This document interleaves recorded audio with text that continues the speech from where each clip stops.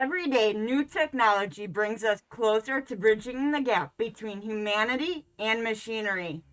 With advances in artificial intelligence, to tiny computers with vast storage spaces able to be implanted into the human body. The future that was imagined in many cyberpunk stories is nearly here. Before we begin, please like, share, and subscribe to our channel. Every new sub helps us achieve our goal and keeps us motivated to create new content. With that being said, I'm your host, Jamie, and here are 10 must-see epic cyberpunk films. Number 1. Johnny Mnemonic. The crazy thing about this film's plot isn't the ability to put a date chip inside your head to store information in a world run by corporations smuggling intel, but rather that Johnny only has a few gigabytes of space to store that information on. Sounds like a modern day gaming console issue. Now we have solid state drives capable of holding terabytes of information, and yet companies still release products with the bare minimum of storage space required to make the device function. And since the film is set in 2021, it's eerie. Regardless, the plot revolves around Johnny doing one last job, just to earn enough money so he can get his original memories back, and live a life of luxury in a world that's growing more dystopian by the day. Of course, he needs roughly 500 gigabytes of space to hold all the information, or risk leakage which can corrupt his actual brain. And he is only packing about 320 with a memory stick upgrade. Crazy. I feel like this is a huge metaphor for my cell phone because it's constantly warning me that I'm running out of space, and so some apps won't function properly. Anyway, it's got some great visuals and feels like a true detective-style corporate crime thriller. And if that intrigues you, hop on over to Pluto, Prime, Fandango, or Apple TV to check it out. Number 2. Blade Runner. We're going to cover the final cut version of the film here, as it is the most complete version of the film closest to Ridley Scott's vision. Even if you've never seen the film in any of its forms, I'm 100% sure you've at least heard of it. It's groundbreaking, like a futuristic anime in live action. And while the concepts in the film were wildly out there at the time it was made, many of it has become reality, eerily enough. Harrison Ford plays Rick Deckard, a former Blade Runner, which are special bounty hunters that track down and terminally retire bioengineered humanoids known as replicants. After a huge rebellion some time ago, replicants were redesigned to be more controllable, and thus the older models were deemed dangerous, and their existence was made illegal. His mission now is to hunt down and take care of 4 replicants who have snuck onto Earth illegally: Leon, Zora, Pris, and Roy Batty. I don't want to spoil too much of the film, as it is an epic adventure in science fiction storytelling. But I just have to point out that Rutger Hauer as Roy Batty is possibly one of the greatest science fiction villains in all of science fiction history. Up there with the likes of Khan from Star Trek, and his entire character arc humanizes him in such a way that makes you ponder, is he truly a villain? Questions like these and more will haunt your dreams long after the credits roll, some which get answered in the sequel 2049. But make sure to check this one out first over on Prime, Apple TV, or Fandango. Number 3. Ghost in the Shell. An almost shot-for-shot live-action remake of the legendary anime classic. Controversy about casting aside, this film just oozes cyberpunk style. Humans with bioengineered tech inside their bodies. Villains who control the flow of money and information using a global internet system. Suitcases that transform into submachine guns. And bodysuits capable of rendering someone completely invisible. This film is a cyberpunk fan's wet dream. The story follows Major Mira Killian, the sole survivor of a cyber terrorist attack, which allegedly killed her parents, is chosen to undergo a procedure which turns most of her body into a lethal, cybernetic superhuman machine. Now I say allegedly because there's some twists and reveals later on in the film that change the entire story that you've been told at the beginning. However, her mission is to track down a villain known as Kuze, someone who can hack into actual people's brains and control them, and has been doing some terrorist work of his own. I won't spoil it any further, but this film is definitely a visual feast, even if a little convoluted plot-wise, and some of the more in-depth story parts seem to be missing compared to the original film or its manga predecessor. Still, make sure to check it out for yourself over on Prime, Apple TV, or Fandango. Hey folks, sorry to interrupt, but we just launched our very own merch store at fatninja.shop. We sell everything from t-shirts, hoodies, mugs, and more, so we would greatly appreciate it if you checked it out. All the proceeds go to our future projects, so it helps us make any kind of movies and short films that we want to make in the future. So if you got time, check out fatninja.shop. Thanks again, and back to the video. Number 4, The Matrix. I don't know many people who haven't had the joy of watching this film. Only those people who make social media statuses about how proud they are to never have seen it. Like, okay, deprive yourself of something awesome. That's on you. The Matrix broke several rules when it came out, ushering in all kinds of new advancements in the cinematic industry. From how fight scenes are choreographed, to the use of computer graphics, and of course the famous slow-mo technique, or bullet time as it's popularly known. It blew up the careers of great actors like Keanu Reeves, Carrie-Anne Moss, Lawrence Fishburne, and Hugo Weaving, solidifying them in the A-list spotlight for many future films afterward. As complex as it seems on the surface, it's really quite a simple plot. At one point, humanity cracked the AI problem, and like Terminator, it self-actualized and decided humans were the threat and turned on us. However, instead of launching a campaign of time-traveling murder machines and starting a decades-long war, the machines quickly subdued humanity and put us in the Matrix, a complex computer program that simulates real life, where us humans are plugged into while simultaneously being used as batteries to keep the power on. Within this program, though, there were some glitches, a part of evolution that the AI just couldn't account for, and those so-called evolved or enlightened humans were able to wake up from the simulation and escape into the real world. This is, of course, where we find our hero Neo, as he is aided by some of these individuals into waking up and using his newfound abilities and enlightenment to fight alongside the resistance and free all of humanity. Drenched in techno, black leather, and bullets, this film is a must-watch for fans of the genre. So check it out over on Netflix, Apple TV, Fandango, or Prime. Number 5, Minority Report. One of the coolest yet eerie things in this film are the targeted ads that pop up while John Anderton, played by Tom Cruise, walks around the city. Because if you've been on the internet at all recently, it's a disturbing reality now.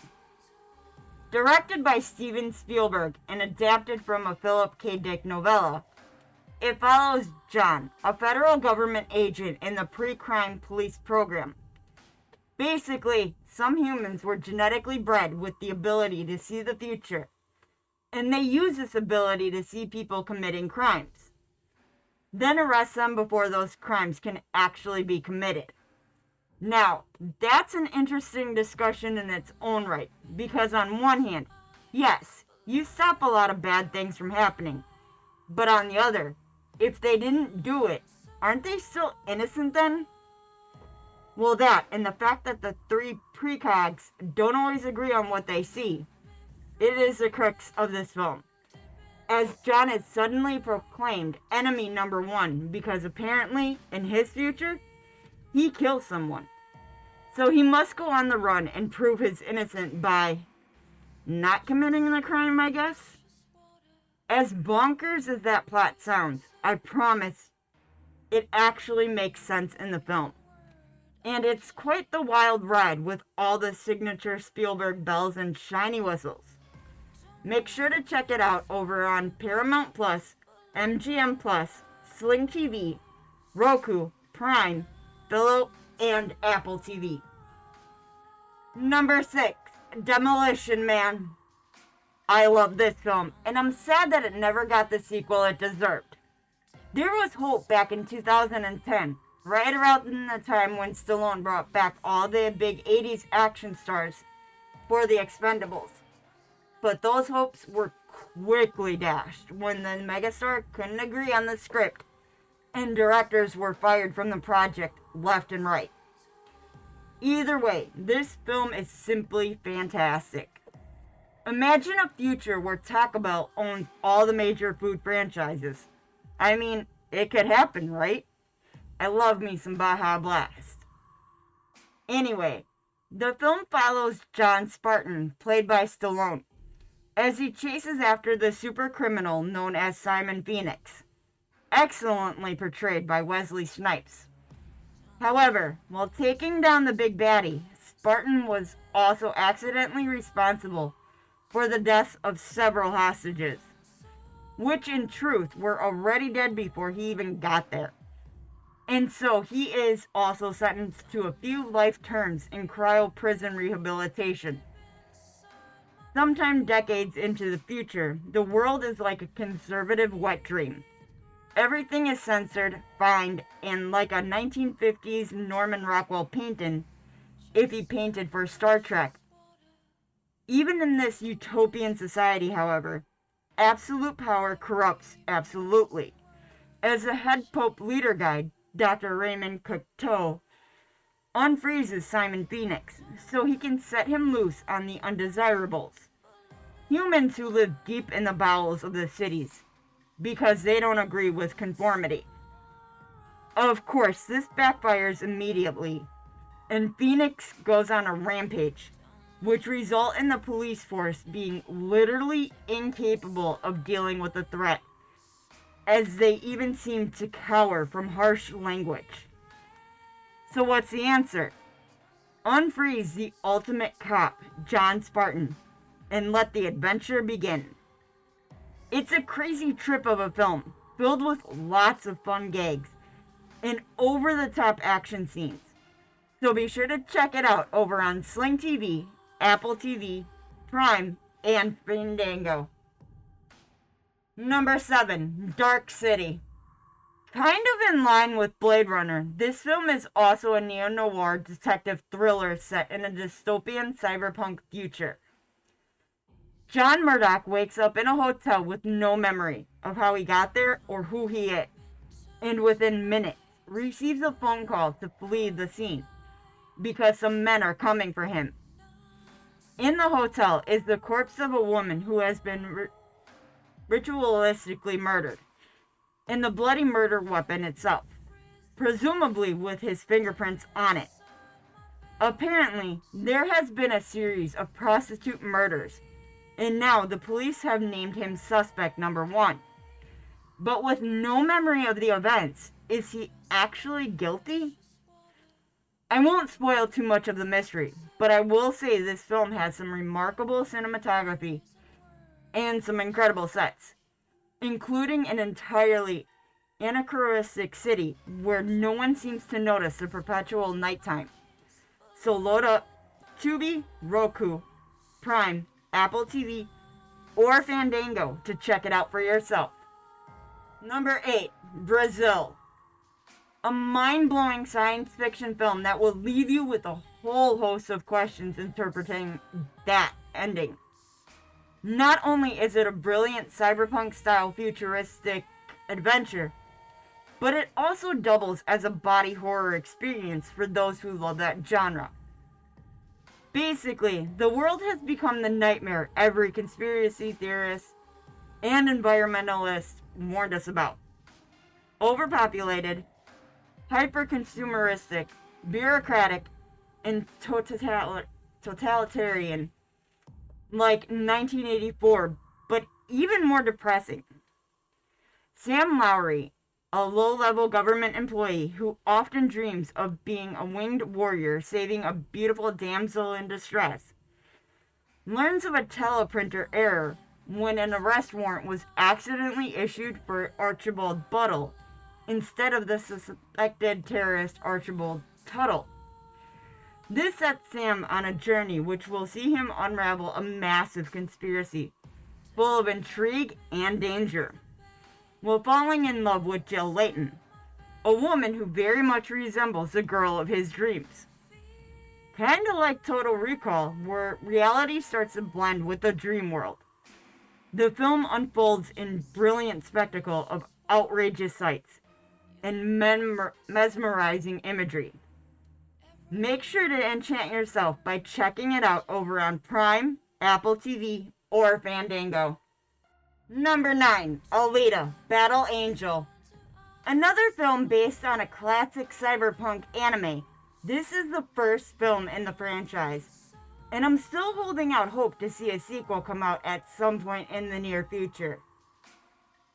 In the year 2563, 300 years after the Earth experienced a catastrophic war known as the Fall, scientist Dr. Dyson Ido discovers the remains of a female cyborg with a fully intact human brain, which he repairs and brings back to life, and names her Alita after his late daughter. Society is essentially split in two, much like current modern-day society, where the middle class no longer exists. You're either one of the wealthy and get to live on the floating city of Salem, or you're just one of the rest of the dregs who hustle and bustle below in Iron City, living amongst the massive scrapyards of unwanted and discarded things purged from Salem. The real plot kicks in though when Alita, who is steadily coming into her own, she's got a crush on a boy and wants to become a motorball champion, when she suddenly starts unlocking memories of her old life, and realizes she used to be a member of the URM, a shock trooper part of an invasion force. Since regular citizens of Iron City aren't allowed into the Sky Haven, in order to get her answers, she must become the ultimate motorball champion, and rise to a level of fame which will finally give her access. The film leaves off on a huge cliffhanger though, so be warned. And there's no definitive sign there will ever be a sequel anytime in the near future. But for what it is, it's a beautifully crafted film that sticks pretty close to the source. Make sure to check it out over on Fubu, Hulu, Sling TV, Prime, and FX Now. Number 10, Ready Player One. It was semi-recently announced that Ready Player 2 is finally going into production, so that's exciting news if you're a fan of this film. If you haven't seen it, however, strap in, because this is every gamer's dream come true. Much like most cyberpunk-style films, the future is dystopian and depressing.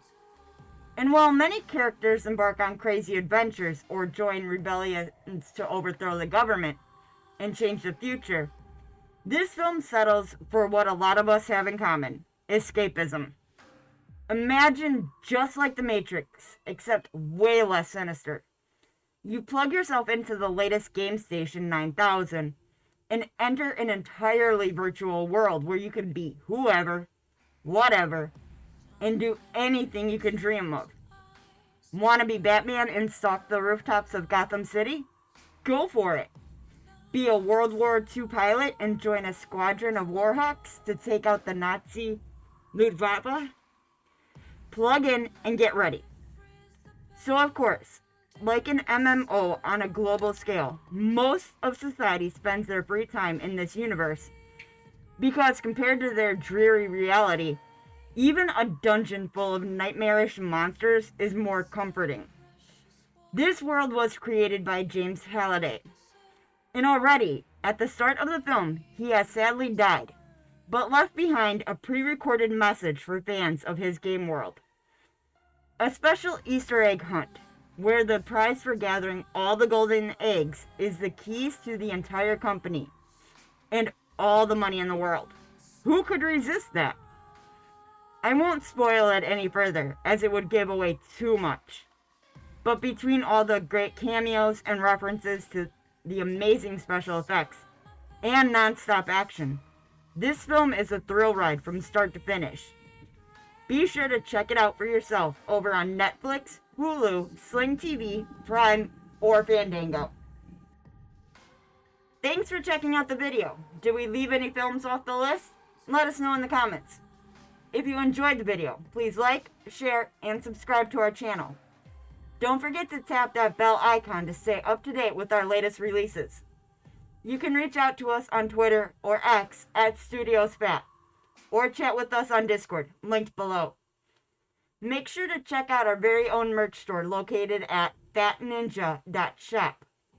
All proceeds go towards our next film project, so we'd greatly appreciate it. I've been your host, Jamie. Thanks again. Take care.